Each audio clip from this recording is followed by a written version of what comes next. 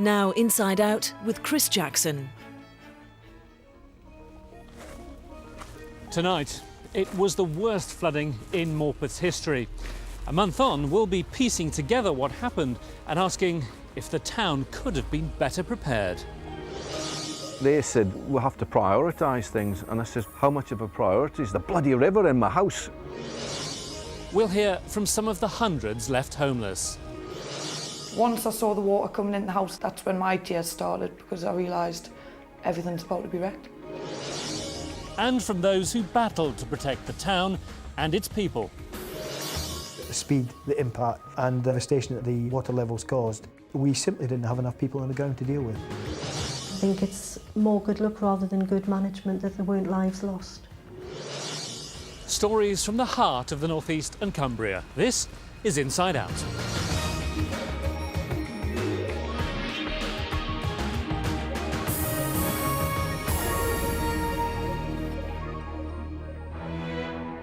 September the 6th, 2008. Sadly, the weather is making headlines for all the wrong reasons today. Low pressure sitting on top of the UK. Heaviest rain today will be through North Wales and Northern England in particular. That's where the Met Office has severe weather warnings in force. I felt something, that a premonition, if you like, that worse was to come. If you are somebody who's lived in Morpeth for a long time and has been close to the river, I think you know when it's going to be bad, and it definitely had that feel on that Saturday morning.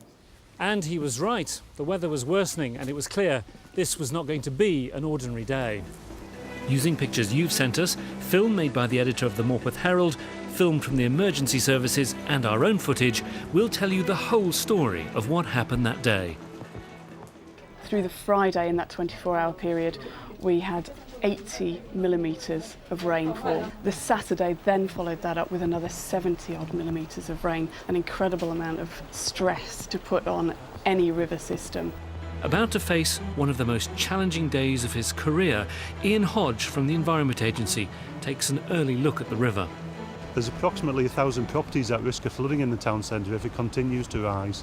At the minute, there's around about 10 or 15 affected. We're quite hopeful that levels don't rise a great deal more than what we can see now. The main concern that we have is if the water level continues to rise beside us on the high stanners, then evacuation becomes very difficult because the water's too deep to move vehicles in and out. But that's exactly what did happen.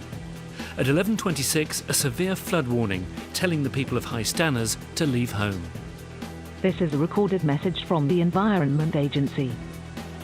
Flooding of homes and businesses is expected in your area. Meanwhile, across on the other side of the river, Mitford Road is one of the first areas to flood. Resident GEOFF Parker has to take action. When did you start to realise that this was it, this was going to happen? I think around the time that the agency gave out the severe flood warning, which was late morning, then we realised that something significant was really going to happen, and then we started to move furniture and carpets upstairs and our most precious belongings. At that stage, there was water coming into the first of the houses at the end of the Aldgate Bridge, bed and breakfast establishment, and they were preparing to evacuate houses in the Challiners Gardens area, where the vast majority of the residents are pensioners. So the Environment Agency man had made his decision. He'd advised the emergency services to start evacuating parts of town. We expect the river to keep rising over the next 3 to 4 hours, so the levels are becoming really critical. We've now started to evacuate the High Stanners area, and we're considering further actions for the town as a greater part. Was that enough time? It's probably as much time as we could have possibly given under the circumstances. If you notice a river that rises quickly, then surely you do it earlier, don't you? It's not that simple? We should, but evacuation has quite an impact on people's lives, as you might imagine. Morpeth is a busy town centre. It was a Saturday when the shops were open and business was flowing. Then we can have an impact and maybe cry wolf once too often. So we do have to have that balance between being absolutely certain that a flood is upon us, or, and giving proper, appropriate advice, and then not giving it too often such that people just take no notice of it.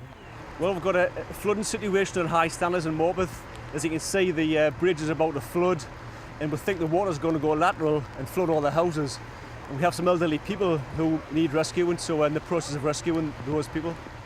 And the floods come. In the next 12 hours, swathes of Morpeth disappear in the deluge. We've got about 45 hectares now involved in closing the bridge and evacuating the residents. How do you feel today? Very old.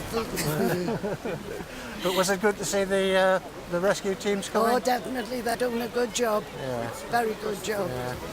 Just yards away, on the other side of the river on Mitford Road, there's no rescue underway. Confusion is leading to anger. I rang the council, probably for about the 6th or 7th time, to say, look, the sandbags were far too late, the water had risen, it was in the house, and I says, could you at least get the police here to stop the vehicles coming up the street, the 4x4s particularly, because they were causing a huge wash, and it was going right through the doors. And then they said, well, we'll have to prioritise things, and I says, well, how much of a priority is the bloody river in my house? Soon the flood water begins to reach other parts of Morpeth, including the town centre. I could see the river coming up from the tea room window, and the standers were shut off. Some of the staff wanted to go home and asked if I could give them a lift, so we shut the shop. I took them home, saw how bad it was, put the money away and went home. There was nothing I could do. I knew by that time what we were about to get. The water level is still continuing to rise. We're seeing now flooding of the south end of the main street, and we expect that to get worse over the next couple of hours. The police and the fire brigade are working with us to evacuate people.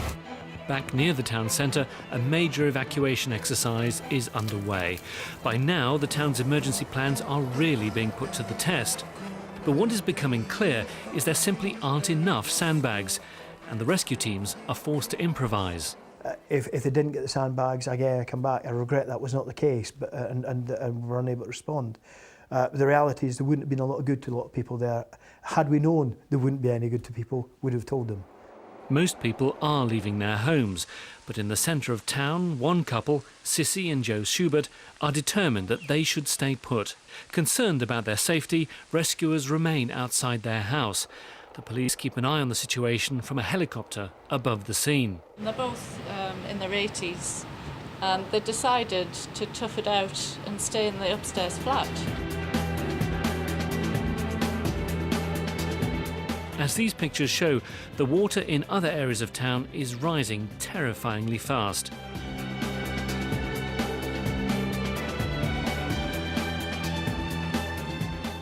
Within about 10 minutes it was right up to the door. Everyone's just getting out, you're not even bothered, people aren't even bothering moving the furniture. My husband knocked on the window to the passing rescue crew and said, can you come and get my wife and daughter out? We had to wade through the water, it was up over my wellies by this point. And the rescue boat came to pick us all up, complete with our little dog as well, and a couple of my neighbours as well, and took us down the street back towards the Old Gate Bridge where there was a rescue bus waiting for us. A specialist rescue team from Tyne Fire Service arrives around 12:30 to help in the evacuation. The first time we put the boat in, it was quite an easy rescue because the water level was probably waist deep. By the end of that rescue, the water had risen till chest deep, and then we needed the engine on the boat, and after that the water was probably 12 to 15 foot in places up high standers. We actually rescued somebody from the first floor with a ladder onto the boat, and it became very dynamic for about 8 hours of continuing rescue and working in conjunction with the search and rescue helicopter to decide who was a priority, who needed rescuing, because with the area we're working in actually became an island surrounded totally by water, so no other resources could come in to assist us at the time. A major incident was called around about 4 p.m. when it became clear that we were dealing with something significant that would require the evacuation of large numbers of people and effective coordination of all the partner agencies that were involved. Every emergency rescuer is fully committed. But even with such extraordinary courage, it's clear not everyone could be helped, especially in the Middle Greens area. It was just total chaos. Everything went that quickly, from the water coming in each end of the house at the same time. We just had to get out. By late afternoon, the emergency services are at full stretch. Lives are at risk. We were getting calls from members of the public report elderly relatives or relatives that needed medication or other medical help, which we're able to prioritise. So through good communications, through use of our radio communications, we're able to divert the resources to those as they became reported to us. Then we had other resources we could bring in, which was the RAF helicopter from Borough. When we got there, it was completely underwater. Although we could see people waving who obviously needed moving, they might not have been, you know, the person having a heart attack inside a building that we couldn't see. So we lowered our winchman down, who swapped radios with one of the RNLI crews down there, and that's how we established our first sort of communication, and then picked up our first bits of tasking, which were picking people up from rooftops and moving them to safety. Back in their upstairs flat, Sissy and Joe are still reluctant to leave. What happened was the helicopter guy smashed the window and tried to get them to evacuate. They really didn't want to. Morpeth has a long history of flooding, and according to its emergency plans, should have had these 18 pleasure boats on standby to help in a crisis. But today, when they were really needed, they're full of floodwater and no use at all to rescuers. Yet again, we were caught by speed. The speed of the water flow meant that those boats were underwater, inaccessible, before we had the chance to deploy them to where they might be best used. Yet there are lessons there. I mean, people might think, it's starting to flood. The first thing you need to rescue are the boats. It may well be. Hindsight's a great thing. If we'd had more people, we would probably put them down there initially to move the boats, make sure they were in a safe location so they can be used. The reality is people were knocking doors trying to evacuate people from their homes, and that was a priority. After the recent floods in Yorkshire, every fire service was given money to buy a rescue boat, but Northumberland still haven't got theirs. So as we've seen, they've had to call in a team from a neighbouring force.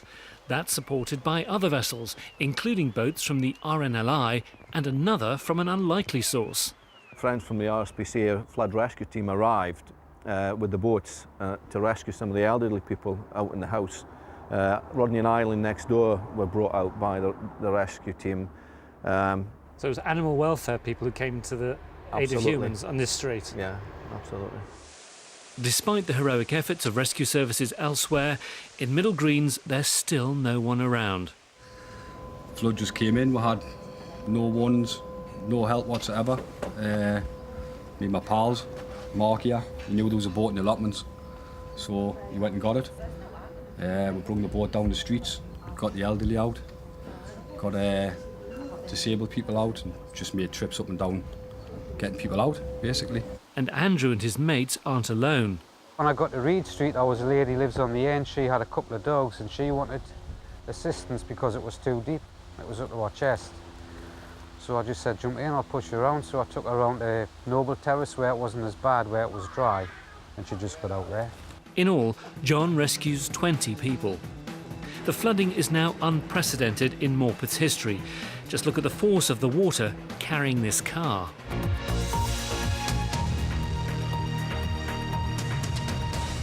Good evening. Severe weather has caused flash flooding across many parts of England and Wales. Tonight, the worst affected areas are in the northeast of England, especially the town of Morpeth in Northumberland.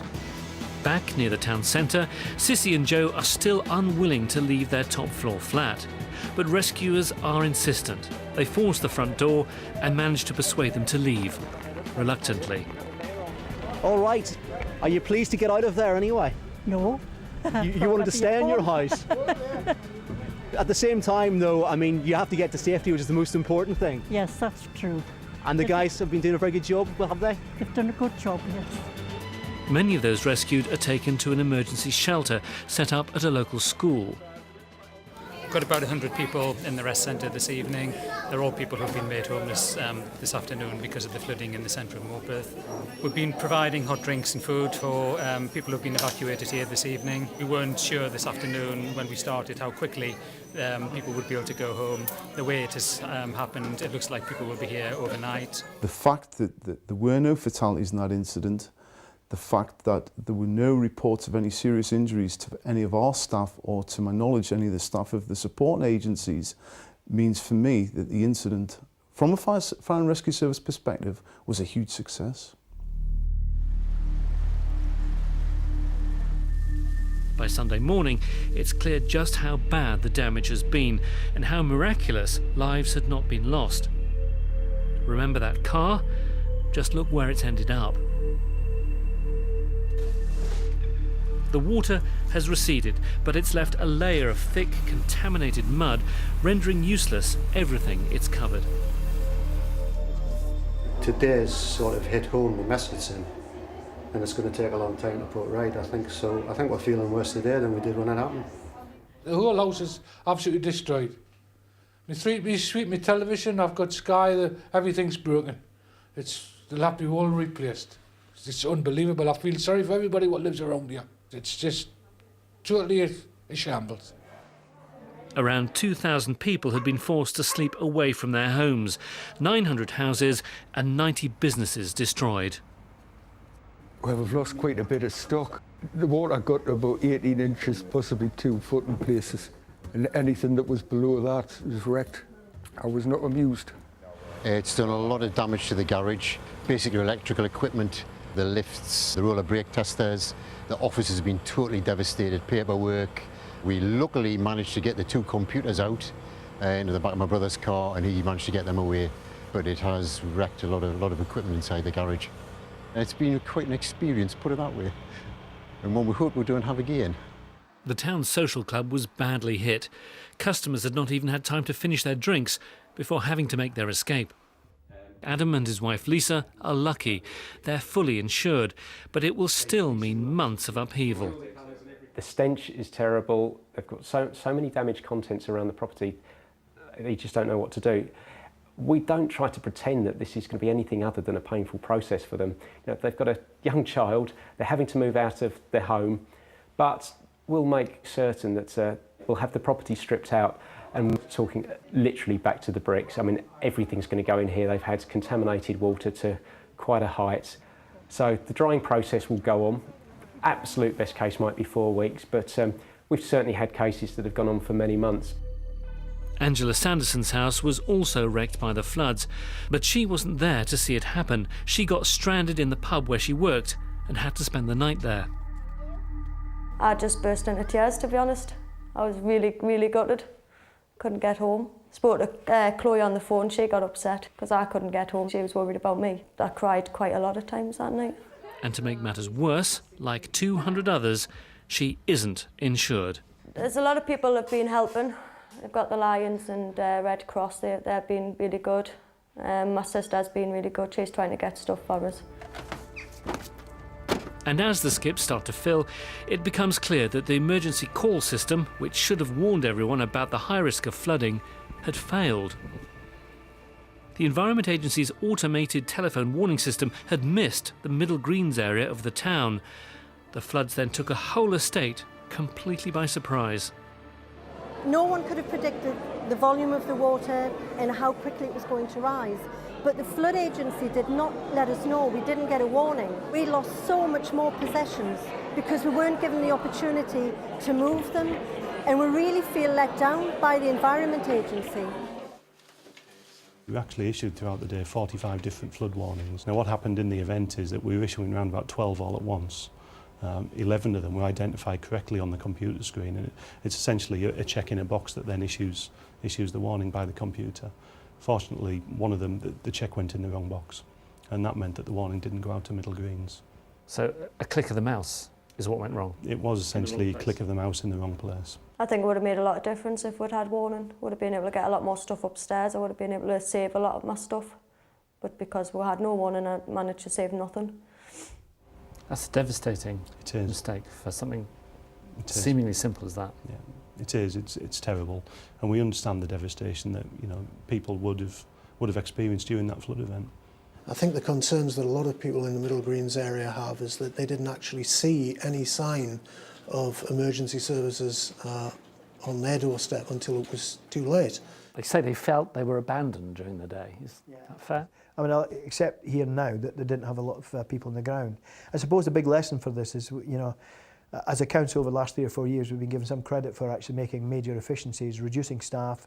Reality is that makes us leaner, but when it comes to the time where you've got to be flexible and respond to major emergencies like this, it makes it very difficult. At the time, that wasn't a problem that was apparent to that group of people. I do understand that that's become an issue, and certainly it will be our intention to carry out a full and robust debrief of the whole emergency response and hopefully learn any lessons that enable us to be even more effective in the future.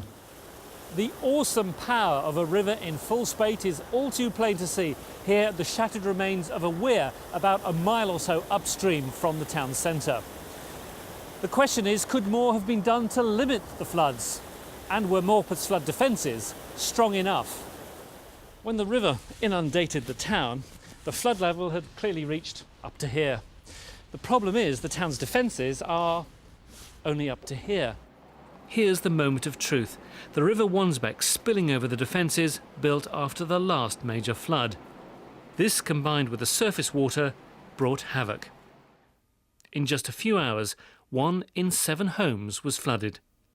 One of the main problems is this flood was such an exceptional, extreme event that it is unlikely that any defences that were built to the agency's current standards would have protected people entirely from the flood. However, any defences can protect some people. There are always people towards the edge of the flood, and anything that can reduce the extent of the flooding would have been beneficial to some people. The defences held, but then were overwhelmed, so nothing would have stopped this flood. I don't think it would. When we look at the scale of the flood, it was probably the worst flood in living memory. I think this will be a flood that goes down in the records for all time as being the most severe. For now, though, the important thing is to get back to normal as quickly as possible. Some lives have been changed, possibly forever. Smales, a hardware store, had been in the town centre for generations. Tens of thousands of pounds worth of stock were destroyed, a huge range of merchandise from the mundane to the bizarre. Well, basically it's all been mopped out over and over again and then washed down with clean water and sanitised as best we can. Where we're up to now is getting rid of all this wood and plaster out the back 1 metre high. The next plan is to dry the place out.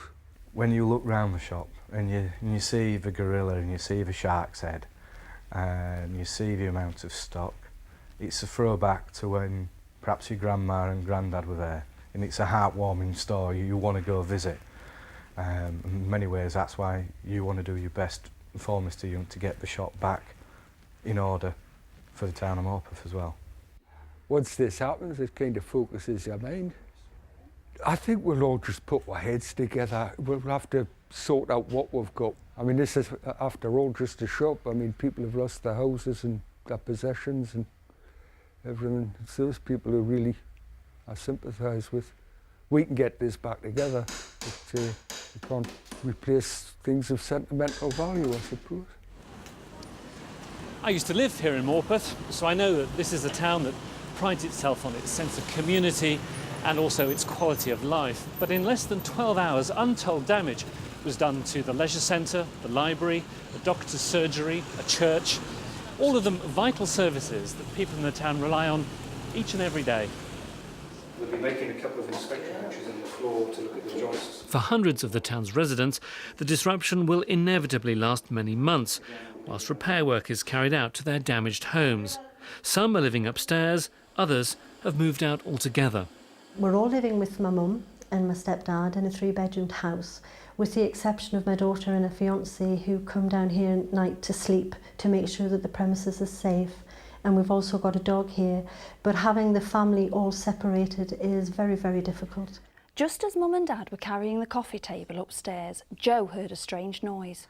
Around 1 in 4 pupils at Morpeth's first school experienced the flooding firsthand.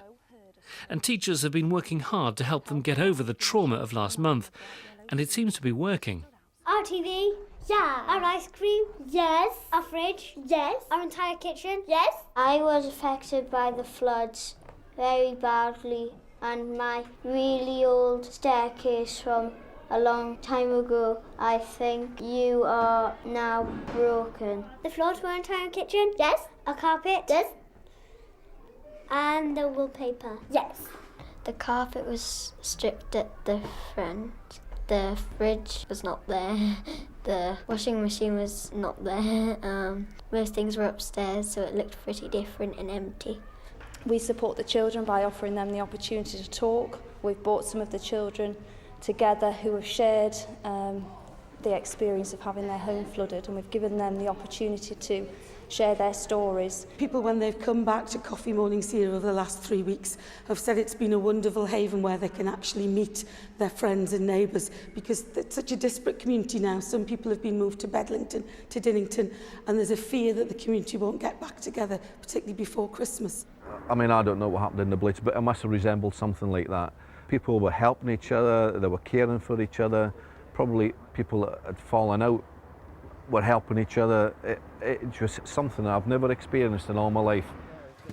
Stephen Hodgson's story is typical. He gave up countless hours of his spare time to help clear up at the local vets. I can now say in 50 years' time, oh, I was down there, I was helping. I remember, you know, digging in, helping, shifting silt, you know, doing whatever. And I know when this place is back to itself, I helped to get it to there.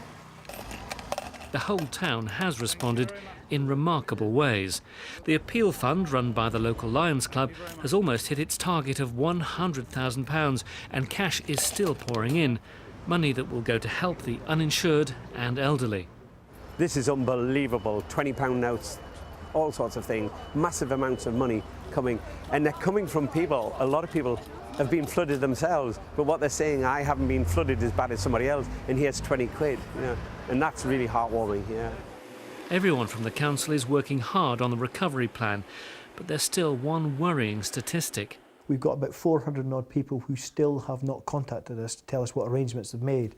Now that's a serious concern to us, and we've got people on the ground trying to find out the information. We're leaving messages in their house. We do need those people to contact us so that we know they're safe and being cared for. In the Middle Greens area, residents have set up a new self-help group. You are part of a very, very special group. You've had your homes flooded. You might wish at the end of this that you'd never, ever seen water again, but we can't do anything about it. Residents are being encouraged to look to each other for help and support in the difficult months ahead. Morpeth can show a lot of other places what community spirit is all about because it's already here. There's no definitive figure yet on the final bill of the restoration of the town, but it will be counted in tens of millions of pounds. What we're saying here now is we're campaigning to government to say we expect the full cost of the flood recovery and restoration to be met from government, and we'll campaign heavily and hard to ensure that happens. That said, we are budgeted, we're prepared, we've got everything in place to deal with our contribution to that process. For the Environment Agency, the question now is build up more defences or invest in a massive dam upstream. I'm anticipating at the moment the scheme is going to be in the order of around about £30 million, and we've currently got it in our programme for around about 2010 or 11. Clearly that's 2 or 3 years away still, but we are doing all that we can now to try and accelerate that programme. For Morpeth, the next year will see a flurry of builders, decorators and no doubt rising insurance premiums. But the question we will all have to ask ourselves is, will we be better prepared next time? As far as the future is concerned, I don't know, I wouldn't like to see this happen again, but I wouldn't like to bet that it won't. There was no loss of life. There were very few injuries, and any injuries at that were mild. I think if we measure it by these two criteria, we're very fortunate. That's it from Morpeth, but if you're affected by these or any other floods, then you can tell us all about your experiences on our website.